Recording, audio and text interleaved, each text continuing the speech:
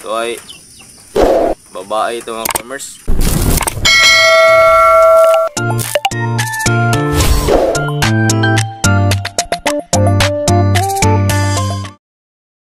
So ayan mga farmers, kita natin sa inyo yung, alamin natin yung mga gender ng ating mga alagang sisiyo, mag 1 month old, para makilala din natin mga farmers. Ito ay sa sarili ko lang experience mga farmers,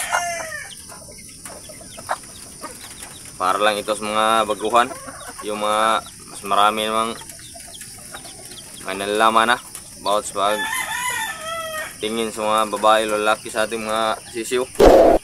Ito ay para sa mga baguhan, kasi subscriber na mga baguhan din, kalaga ng mga manok.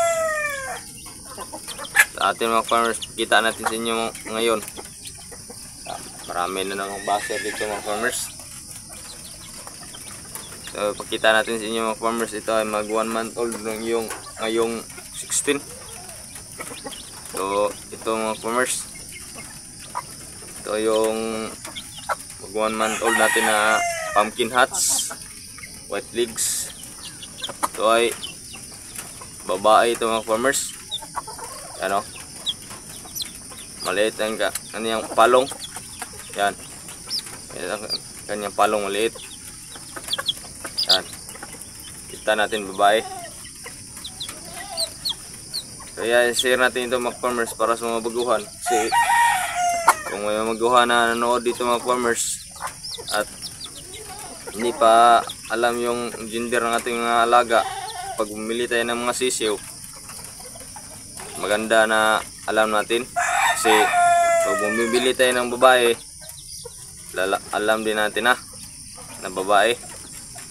Pag bumili tayo ng lalaki, alam din natin na lalaki, kasi para hindi masayang yung pira natin mga farmers. Yan, tandaan yung mabuti mga farmers, maliit yung kanyang palong. Yan, yan o,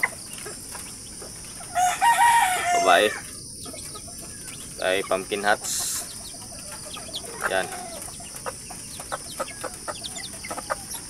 ito palatandaan natin mga farmers. Iwan ko sa iba mga farmers, ang iba dito sa pakpak daw, pantay yung dito sa ibabaw, babae daw yun. Yan, yan o, kita natin sa inyo yung isa mga farmers, laki ito. Ito yung isa mga farmers, kapatid niya din ito nang nakita natin kanina. Yan, ito lalaki mga farmers. Yan, laking palong. Yan, lalaki ito mga farmers. Yan ang tandaan sa lalaki mga farmers, laking palong. Kahit maliit ulo, maliit yung kanyang ulo, kasi Texas ito. Iba sa native, yung mga native malaking ulo, o ganon pa rin yung tandaan natin mga farmers, so malaki yung palong.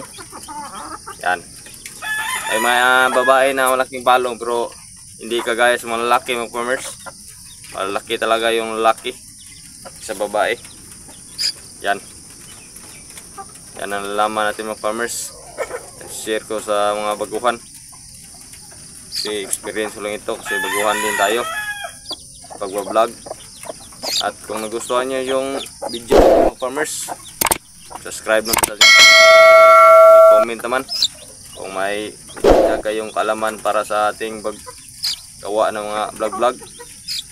Maraming salamat din mga farmers. At yan lang, una share ko sa inyo, papindot na rin sa ating notification bell mga farmers, para may update kayo sa susunod natin mga video kahit hindi kagandahan. Shout out muna sa mga solid supporter na kong mga Bisaya ada, sa mga Tagalog, shout out sa inyo. Happy farming sa ating lahat.